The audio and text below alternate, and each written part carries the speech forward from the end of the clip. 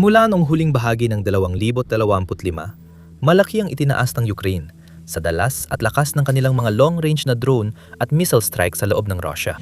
Nagpapatuloy ang mga pag-atake, bagaman mas malit ang saklaw nito sa loob ng nakalipas na ilang taon. Bumilis ang kampanya ng kinetic sanctions noong kalagitnaan ng 2025 at patuloy pang lumalaki ng eksponensyal mula noon. Kasama ang bilang ng mga Ukrainian na drone na inilulunsad gabi-gabi na ngayon ay kapantay na o mas marami pa kaysa sa bilang ng mga Russian na drone na inilulunsad sa kabilang direksyon. Habang dumarami ang nasusunog na Russian oil refinery at estratehikong pasilidad militar, nagpapanik si Pangulong Vladimir Putin. Pero mas lalo pa itong lalala para sa kanya. Lumagdang Ukraine ng sunod-sunod na joint venture sa paggawa ng drone kasama ang ilang kumpanyang Aleman na magpapataas sa bilang, kalidad at lakas ng mga medium at long-range strike drone ng Ukraine.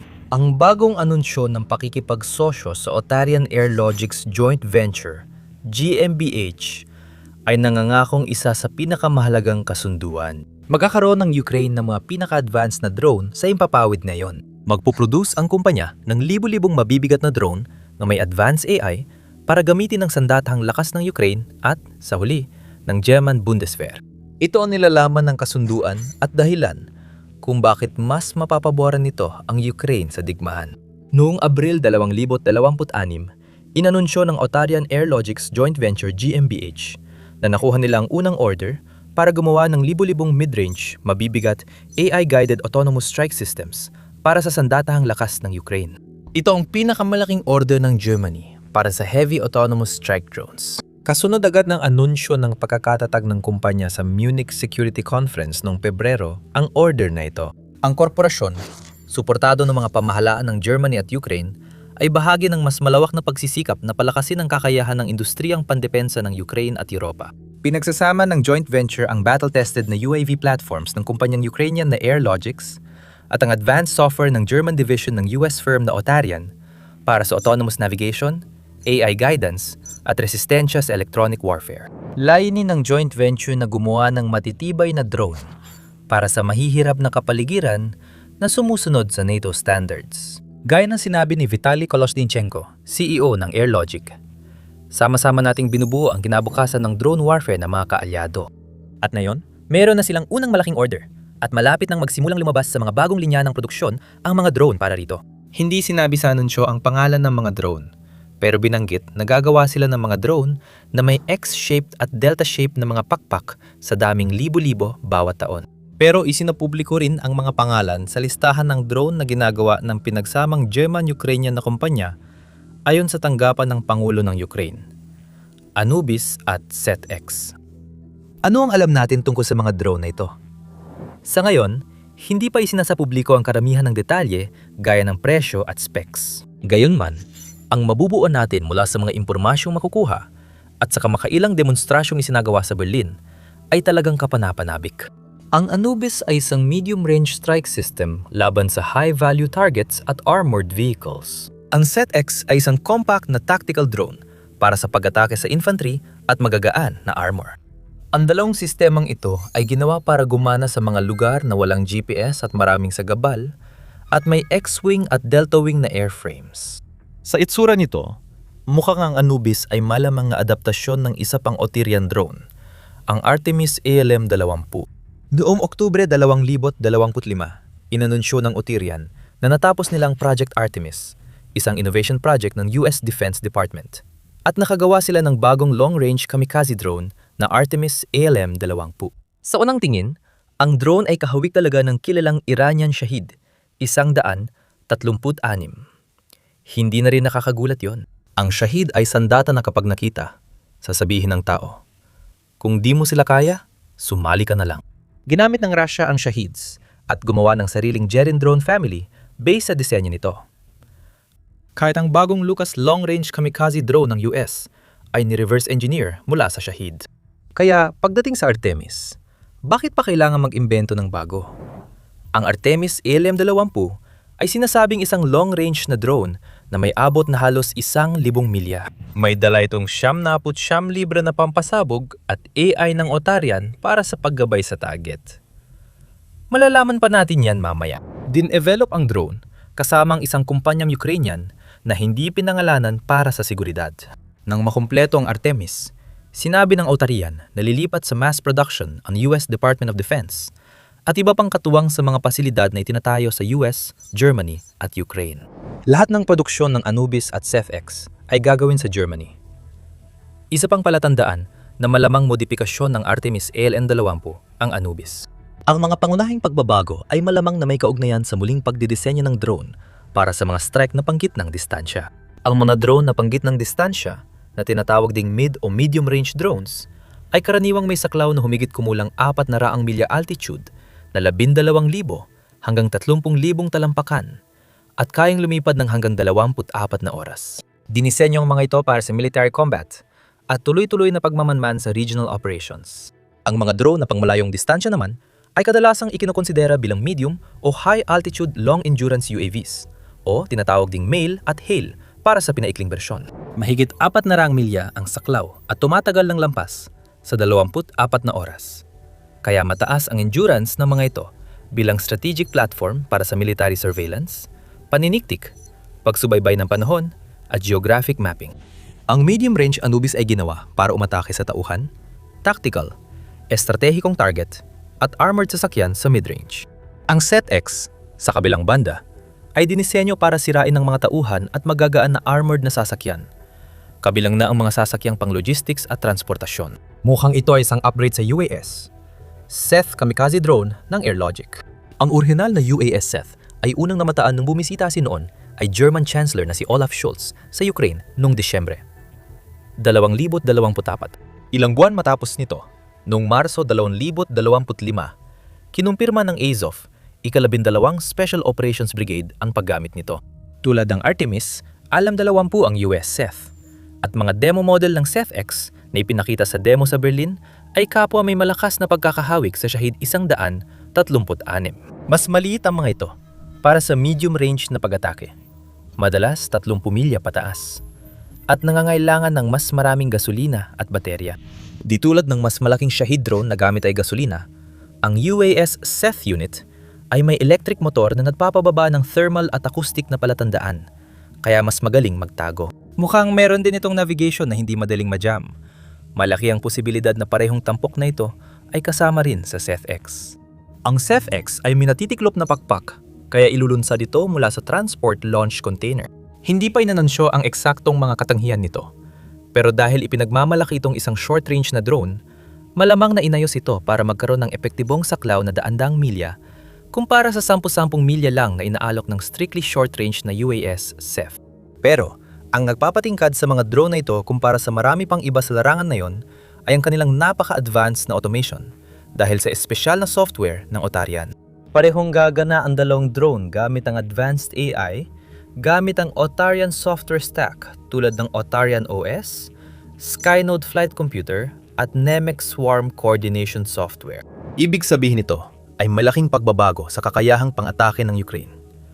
Mula simpleng battlefield intelligence hanggang autonomous kinetic response. Layunin ng Otarian software stack na magbigay ng hardware-agnostic na plataforma bilang karaniwang operating system ng mga autonomous na sistema. Dinisenyong platapormang ito para suportahan ng mga sasakyan sa impapawid, lupa, at dagat at payagan ang hardware ng iba't ibang tagagawa na gumana ng sabay at walang aberya sa isang bukas na ekosistema. Sentro sa stack ang Otarian OS. Komersyal at pinatatag na bersyon nito ng open source PX4 flight control software na milikha ng tagapagtatag ng Otarian, si Dr. Lawrence Mayer.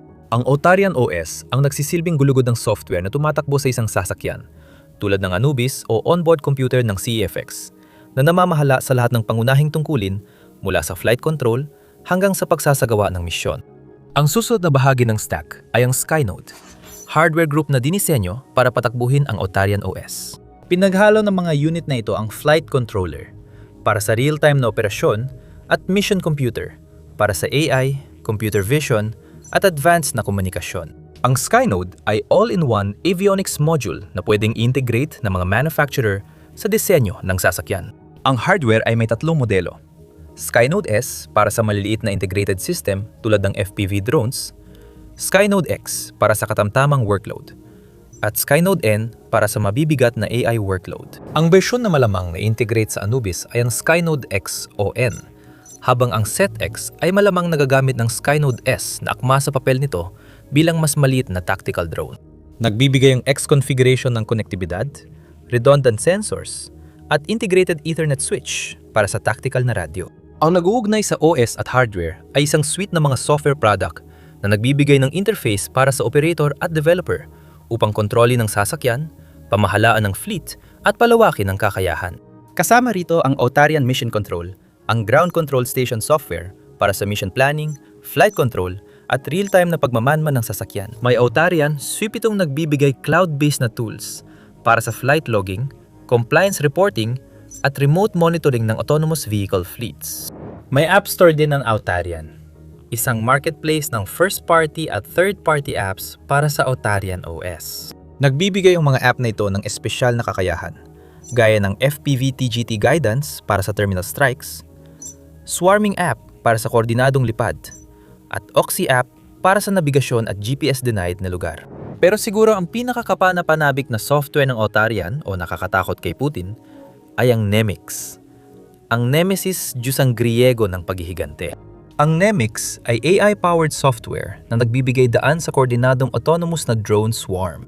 Gamit ang real-time AI at computer vision, kaya ng mga drone na kumilos bilang koordinadong swarm na nagpapahintulot sa isang operator na kontrolin ng maraming drone para sa area saturation at sabayang pag-atake sa maraming target. Bagaman hindi patiyak kung aling bahagi ng Autarian stack ang gagamitin sa mga drone na Anubis at CFX, ang pagsasama ng swarming capabilities, lalo na sa mas maliit na Seth, ay nagpapahiwatig na magiging pangunahing bahagi ang Nemix. Kung gusto mo ng detalyadong ulat at pagsusuri sa mga isyung militar, mag-subscribe sa The Military Show. Sinusuri namin ang mga kwento at epekto nito para manatiling updated ka sa totoong nangyayari sa mundo ng digmaan. Ngayon, dahil sa advanced AI-enabled software ng Alterion, nag-aalok ang Anubis at Seth ng mataas na antas ng autonomong pag-navigate, pagtukoy ng target, at pag-atake. Dapat kayang mag-navigate at pumili ng target ang mga drone na ito nang halos walang interbensyon ng tao. Gagana sila sa mga lugar ng labanan kung saan hindi magamit ang GPS, gamit ang AI para mag-navigate at magsagawa ng misyon kahit mawalan o majam ang komunikasyon. Sa Ukraine, pinapayagan nito ang mga drone na magsagawa ng tumpak na pag-atake sa nakapirmi at gumagalaw na targets, binabawasan ang di sinasadyang pinsala at trabaho ng operator, isang posibleng game changer. Isa sa mga pangunahing problema ng Ukraine sa digmaan ay ang kakulangan sa tao.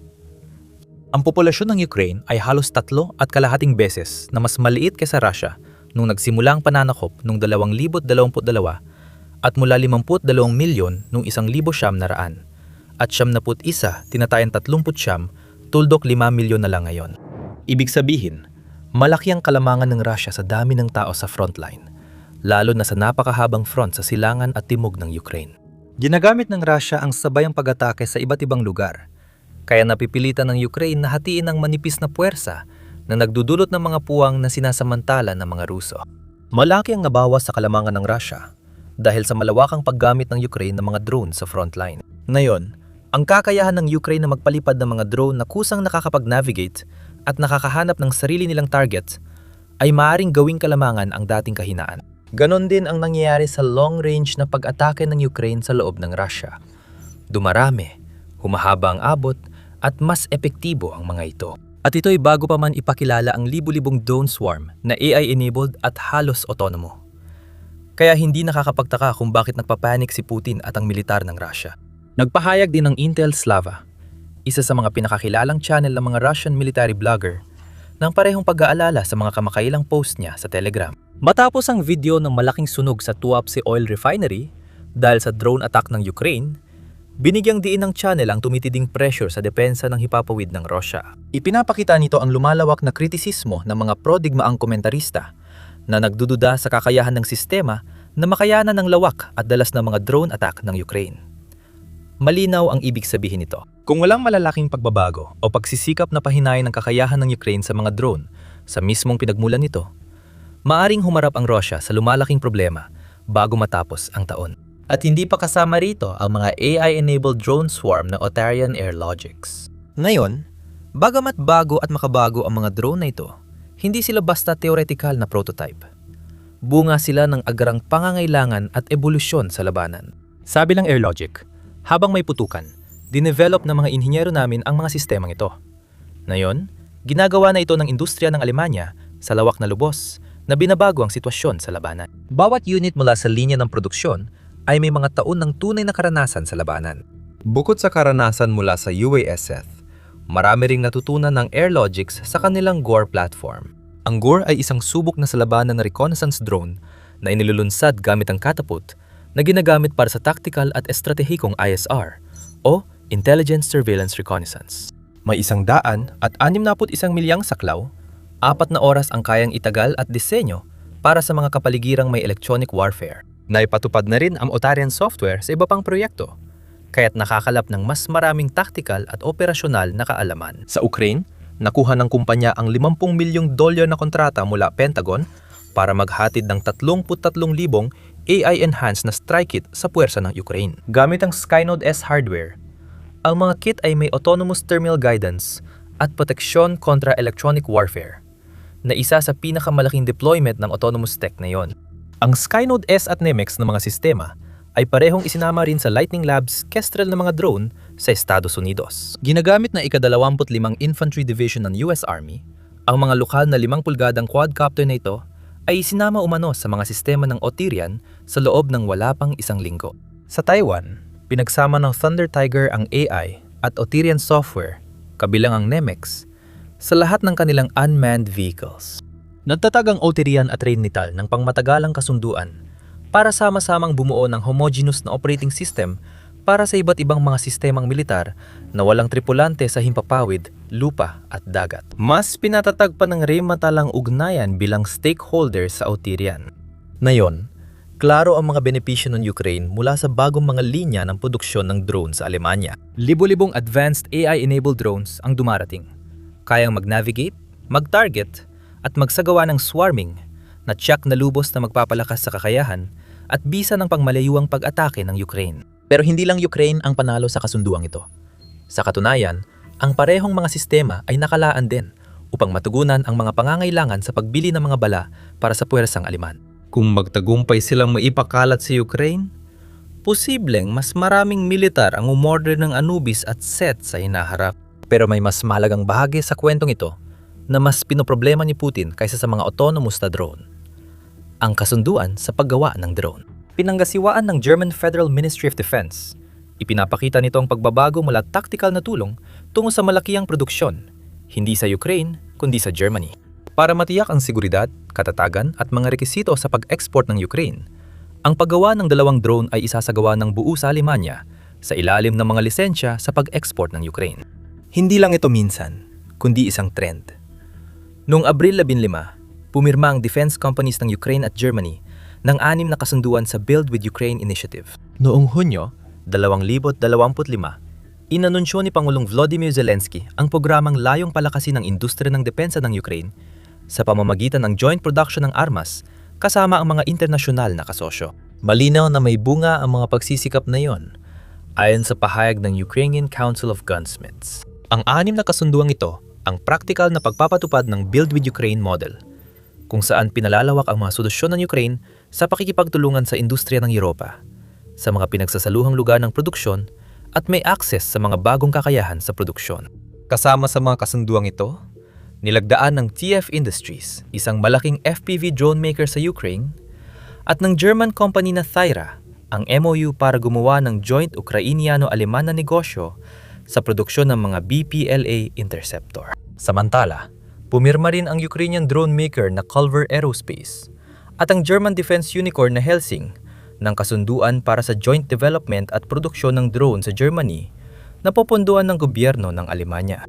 Pinalawig ng WE Drones ng Ukraine ang pakikipagtulungan sa Aleman-Ukrainian na kumpanyang Quantum Systems na isa ring namumuhunan sa WE. Lumagda sila ng kasunduan para sa joint venture sa paggawa ng WE Strehler interceptors. Ang Ukravia system ng Ukraine at Point2X ng Germany ay lumagda ng memorandum para sa magkatuwang na produksyon ng mga sistemang missile at abyasyon. Nilagdaan din ang kasunduan sa technological na kooperasyon sa pagitan ng Farpoint ng Ukraine tagagawa ng Flamingo Cruise Missile. Isang FP-2 at FP-7 na high-speed, may 120 milyang abot na tactical ballistic missiles o drones, at ang German supplier ng bahagi ng eroplano na Diehl Aviation.